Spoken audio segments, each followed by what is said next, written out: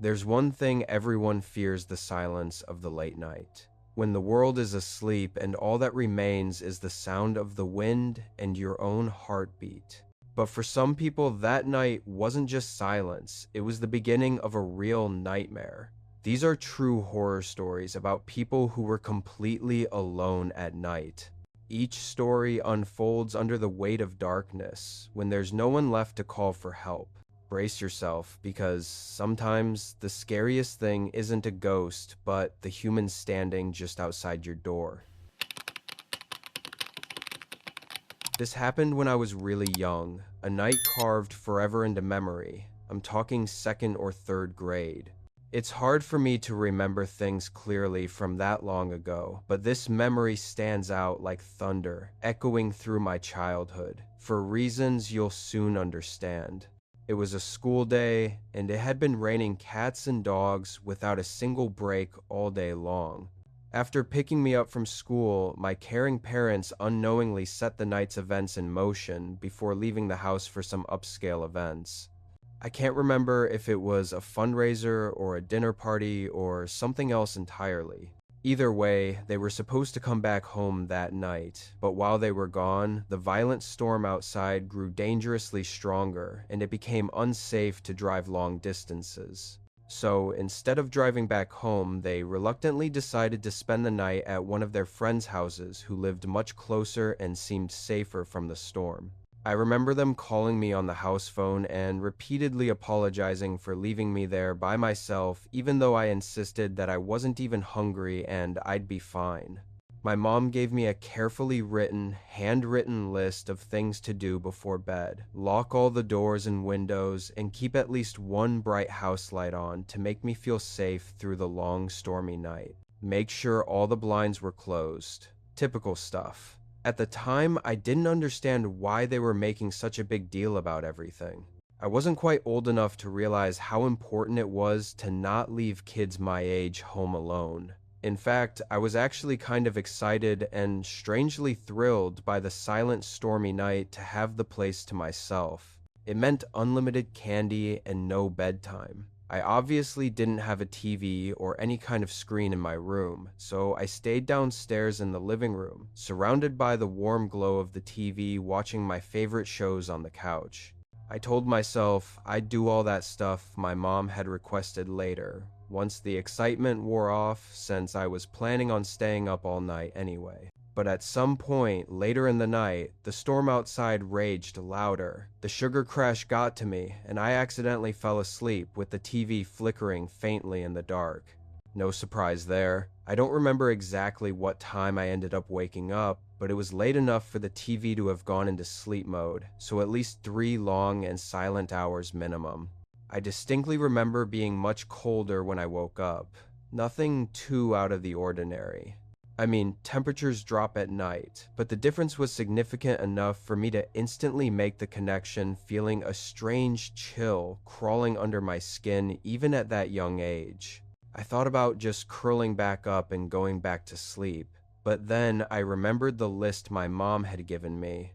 Even at that age, I knew she'd find out if I didn't do it, and I really didn't want to get in trouble after she trusted me to stay home alone. So I forced myself off the couch and went to check the windows and doors, feeling the cold, heavy air of the storm pressing quietly inside. I went around and did everything she asked. Slowly and nervously, I double-checked every single thing. Locked the front and back doors, closed all the blinds, checked the windows, even the light. Everything was shut tight, and yet an unnatural chill crept through the house, which confused me a little because the house still felt way colder than it should have. I even put my hand against a couple of the windows to make sure they weren't cracked open or something, but they were all sealed. Something felt wrong, like the cold had a presence. Our living room is tucked into the center of the house, making it feel strangely isolated and safe. So I hadn't really been able to appreciate the storm from down there. My childhood bedroom has a big external window though, and from there, the storm felt alive and menacing. I could hear everything: the rain slamming furiously and relentlessly against the glass like it was trying to get in. and every minute or so there was a burst of lightning that painted the whole room white for a heartbeat, followed by a deafening clash of thunder that seemed to shake the walls. I wasn't scared of storms at that age, but I do remember being concerned that a tree was going to fall in the house. That's probably why I had trouble falling back asleep, even though I had been dead tired not even 20 minutes prior. As I was lying there trying to fall asleep, I started picking up on these strange, almost human-like noises. Every so often, there were these weird creaking sounds echoing faintly through the dark house like shifting wood. Thing is, the entire floor is carpeted, so it couldn't have been coming from my room. I remember the silence felt heavier than usual, and at first I thought it was a tree swaying in the wind, but the sound didn't quite fit. Even then, I knew the general sounds associated with thunderstorms. This definitely wasn't one of them. It started bothering me after a while. For some strange reason, it felt like footsteps paused between each thunderclap. For whatever reason, it wasn't the storm keeping me up. It was that stupid sound. I couldn't take it much longer, so I sat up and looked around the room, not really sure what I was looking for. I listened, trying to ignore the thunder and focus on the strange creaking.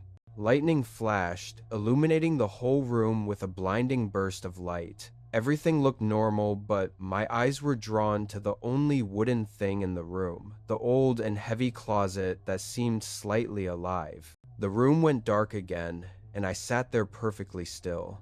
About a minute later, lightning flashed again, and my room was once again lit up for just a split second. And in that split second, I saw something that made me stop breathing in absolute terror. The closet door was slightly ajar. It had been closed before. I was 100% sure of it. Something had opened it. There was an unseen presence quietly waiting in my room. I didn't scream. I didn't speak. I didn't even think. I just got out of bed as quietly as I could and walked out of the room. That walk from the bed to the door felt like a 500-mile, 5-year journey through pure terror. I immediately went downstairs and hid under the dining room table, my tiny hands trembling uncontrollably with fear. Then, and only then, I started crying, realizing I was completely alone in the dark house. I didn't know what else to do. There was someone in my house, moving slowly through the stormy darkness in my room, and my parents were too far away to help me.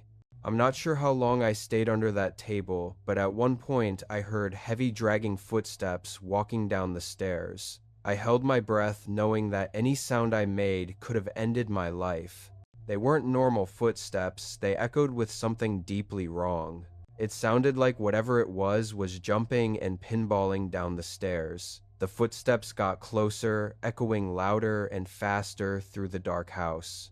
They were approaching the dining room table like they knew where I was hiding. I can't tell you how scared I was. I really thought I was going to die. And then from under the table, I saw them. I couldn't see their upper body, but two bare, muddy, trembling feet walked into view.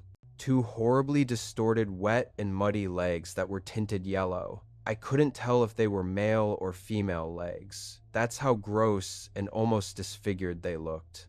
There were cuts all over their legs like they had been crawling through sharp thorns. They were also stumbling like they were struggling to even stand upright.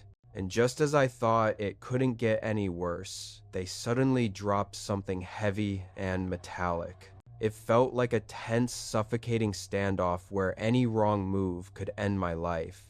Eventually, they finally continued walking, and I couldn't see them anymore. I listened as the chaotic, staggering footsteps echoed wildly around my first floor for what felt like an eternity. And then finally, the front door opened and shut with a heavy slam.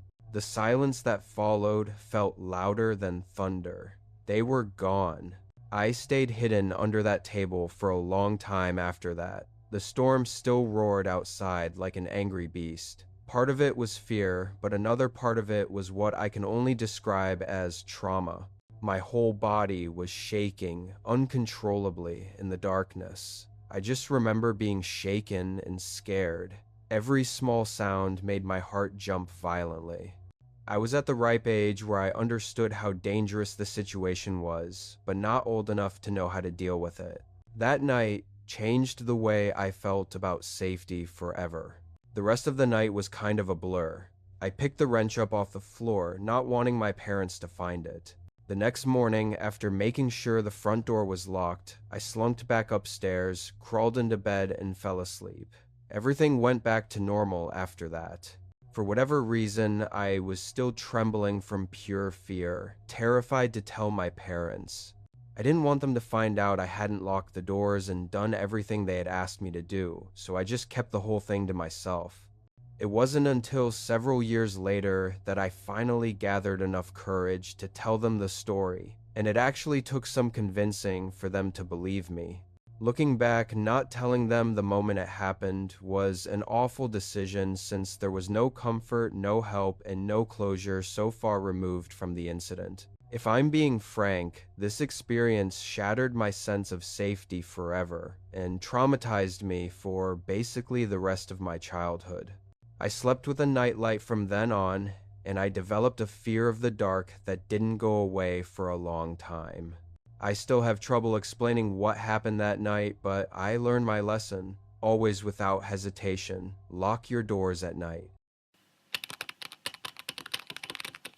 I'm an only child and live with my mom and dad in a quiet, cozy, two-story suburban home. It's a little big for just the three of us, but my parents' running joke is that it was never their intention to have only one kid. They just never got around to having more. Anyway, I was 15 when this happened.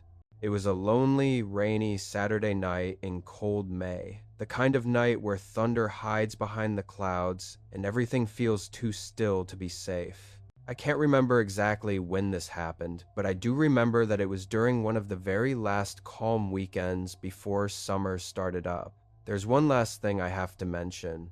I have a lot of weird medical conditions that make my life unexpectedly difficult and exhausting. I get frequent panic attacks, faint easily, and struggle breathing at times. I'm also one of those weird people who needs complete and absolute silence to fall asleep. Like even a small fan is enough to keep me awake. I've mostly learned how to deal with it, but even after countless quiet nights, sleepovers and vacations are still unbearable. People always tell me they love the sound of rain and that it helps them fall asleep, but it does the exact opposite for me. It doesn't rain often where I'm from, but when the skies finally open, we get these insane downpours that keep me up all night. To be fair, it wasn't a full-on thunderstorm, but it was raining heavily and constantly outside enough to keep me up. No matter what I tried, I couldn't block out the soft yet haunting sound of raindrops pattering against the roof. It was late sometime, well after midnight, when I faced the reality that I wasn't going to sleep anytime soon. So I got out of bed and thought about quiet ways to release my energy. Eventually, I decided to go for a quiet late-night walk in the rain. This wasn't the first time I had done that. Walking in the rain was actually something my parents encouraged me to do when I couldn't sleep. We live in a very calm, tree-lined, and safe residential area, and there's a huge, dimly lit public park that borders my house, so being out late isn't dangerous at all. Plus, the park is very well lit, which is another one of the reasons I've always felt so comfortable walking there late at night. I put on a rain jacket, quietly walked downstairs, and stepped outside into the cool, misty darkness of the stormy night without even bothering to bring an umbrella. I purposely didn't bring my phone because I knew myself well enough that a phone screen was only going to keep me up longer and feed my restless, anxious mind. It was oddly peaceful outside. I've always been one for nature, and seeing all the trees gently swaying under the silver rainfall, with the raindrops streaming and screaming softly down their branches, was exactly what I wanted. After about 20 minutes, I started to feel myself getting tired, which was a good thing.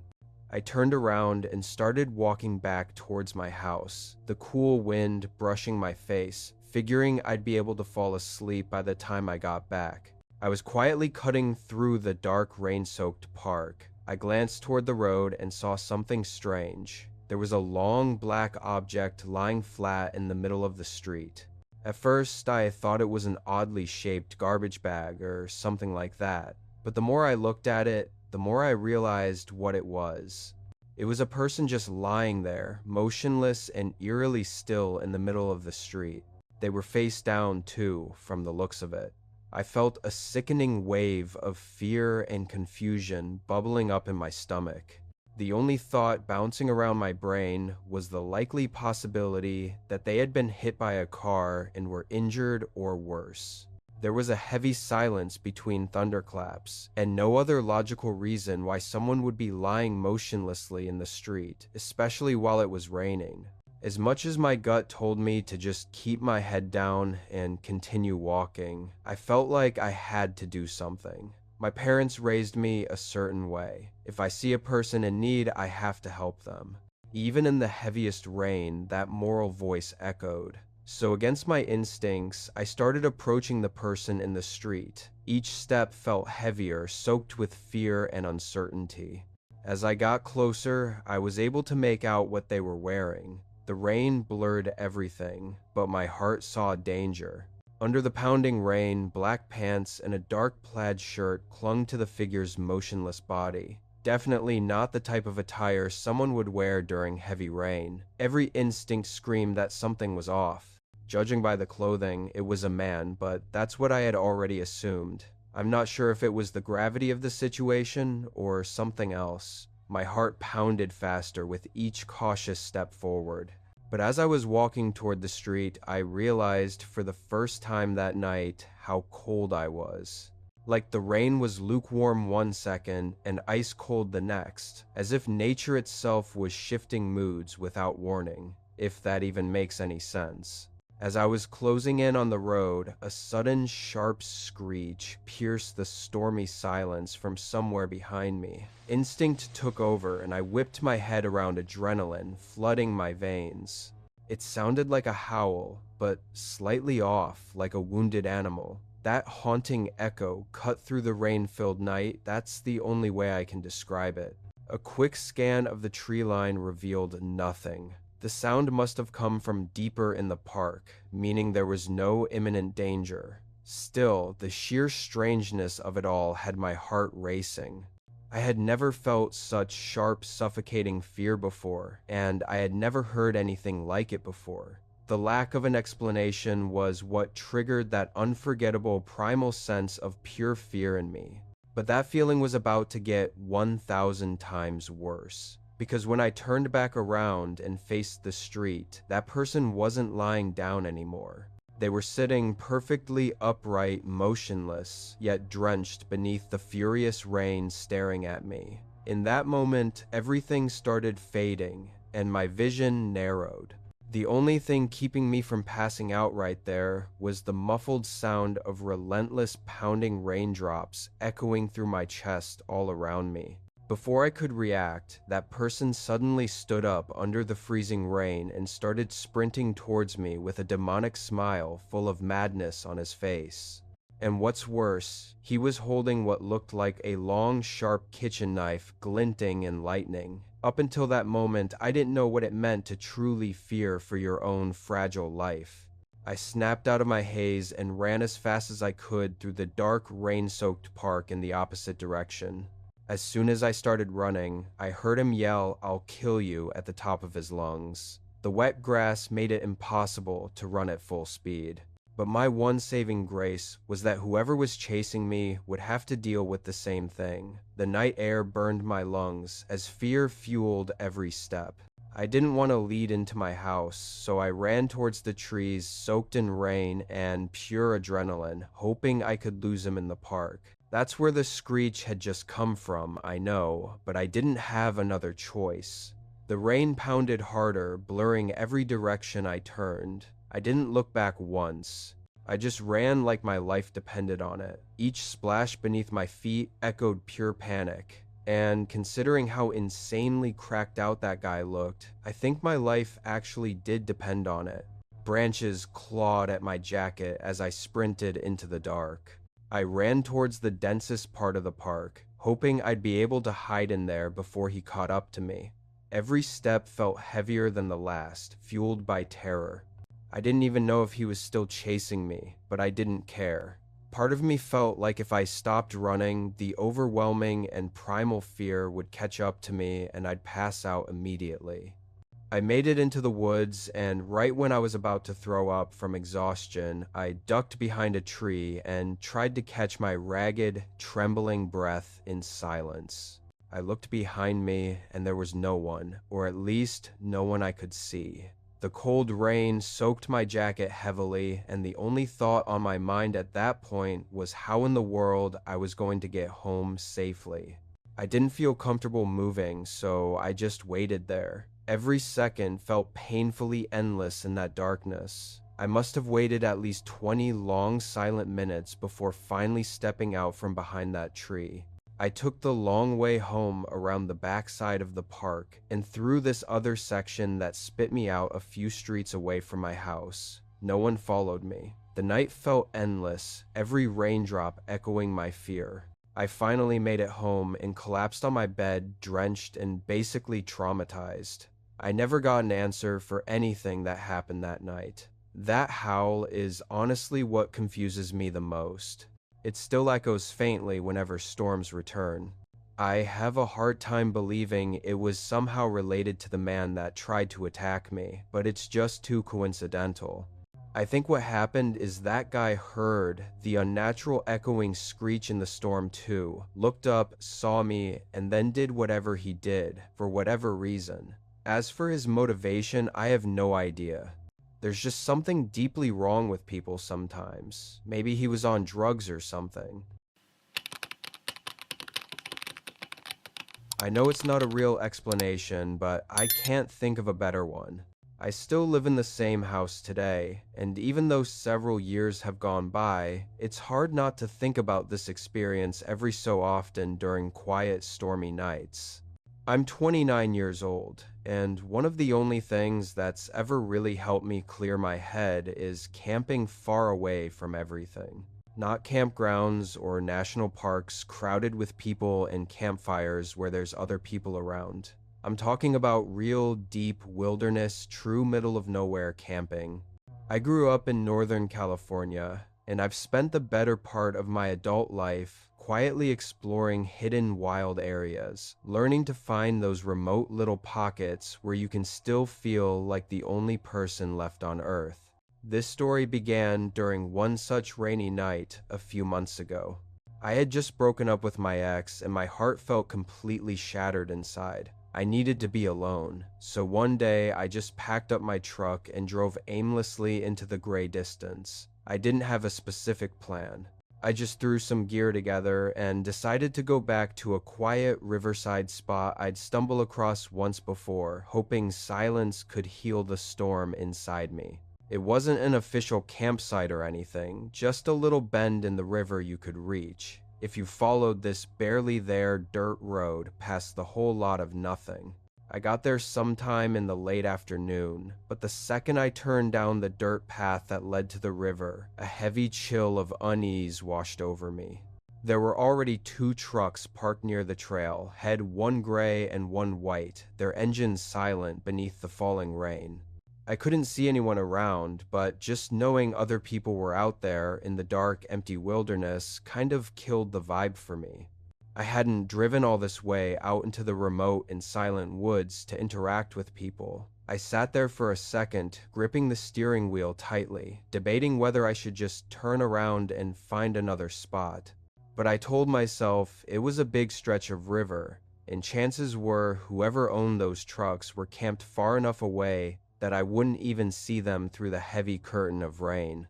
I hiked maybe 15 minutes downriver, and I saw 2 guys fishing up ahead.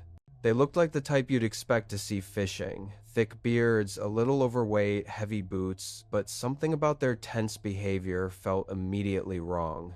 As I got closer, one of them quickly covered something with his jacket and gave me this awkward half smile, the kind that hides guilt more than friendliness. As I passed, he called out, saying something about how they were just target shooting cans and didn't mean to freak me out. I just gave a polite nod and kept walking without saying anything. As I kept walking, I couldn't help but replay the guy's comments in my head. It wasn't even what he said that bothered me. It was how rushed and awkward it came out, like his words were hiding something dangerous beneath a shaky smile, like he was trying way too deliberately hard to sound casual. I got that uneasy feeling you get when something doesn't quite add up, that chilling gut twist before danger surfaces. But I pushed it down. People out there weren't exactly known for their social skills, especially during tense, isolated moments near the river. It wasn't that weird for rural folks to be a little off when it came to talking to strangers, but something inside me whispered to stay alert. I told myself to let it go and focus on finding a good spot to set up camp. I found a spot a little further down the bend where the thick forest seemed almost too quiet and where the trees were thicker and the trail dipped out of sight. It wasn't perfect, but it was tucked away enough that I felt like I had my own space. I set up camp, pulled out a book, and tried to settle in. It started raining lightly not long after, so I threw on my rain jacket and kept at it, listening to the soft river hum beneath the drizzle, letting the sound of the river and the soft drizzle drown everything else out. Later, I wandered down to the rocks by the river's edge under the faint, gloomy evening rain to reflect a little bit. That's when I noticed someone across the water. It was one of the guys from earlier, the one who had called out to me, the same man with that uneasy half smile, only this time he was alone. He spotted me and waved. I hesitated, my heart briefly, freezing with confusion, then waved back, figuring it was better to be friendly. He yelled across the dark, rain-soaked river, asking for my name. I don't know why, but I shouted back my real name, Anisha, without really thinking about it. He stood there for a second after I answered the rain, blurring his distant outline, then pulled something out of his jacket. At first I thought it was a phone, but then I realized it looked more like a disposable camera. Before I could even process it, lightning flashed above the trees, and he held it up and took a picture of me from across the river. And then, without another word, that unsettling man simply turned and started walking back up the riverbank under the cold, falling rain like nothing had happened. I was beyond creeped out. The weird speech patterns and mannerisms were one thing, but taking a picture of me that was next level disturbing and invasive. I headed back to my campsite and just figured I'd stay put for the rest of the long, terrifying night. After the sun went down, I crawled into my tent and tried to get some sleep, but my mind wouldn't shut off. I kept restlessly tossing and turning in the cold darkness, replaying the breakup in my head, picking apart every word, every mistake, every what if. I don't know how long I lied there like that, just listening to the river and the gentle yet eerie patter of rain against the tent. At some point, though, I started hearing something else, a faint, almost rhythmic disturbance beneath the rainfall. Faint, uneven sounds like someone stepping carefully over wet ground. At first, I tried to convince myself it was just the rain or some animal moving through the soaked forest underbrush nearby. But the longer I listened, the clearer it became, the unmistakable pattern of human steps.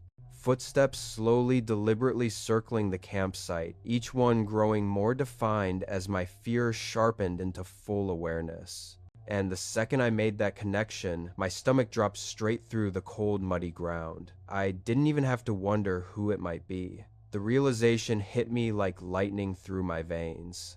I'm no fool. I never go into the woods alone without protection, and this was no exception. I didn't hesitate. I grabbed my handgun from where I kept it, tucked by my sleeping bag, my trembling hands slick with rain and fear. Then I unzipped the tent and stepped out into the cold, merciless rain, my heartbeat echoing like thunder through my chest. My heart was pounding so hard I could hear it in my ears, but I needed to stay calm. I clicked my flashlight on and swept it across the dark, dripping trees around me. And there he was, that creep from earlier, standing a few yards away, half hiding behind a tree, his presence colder than the storm itself.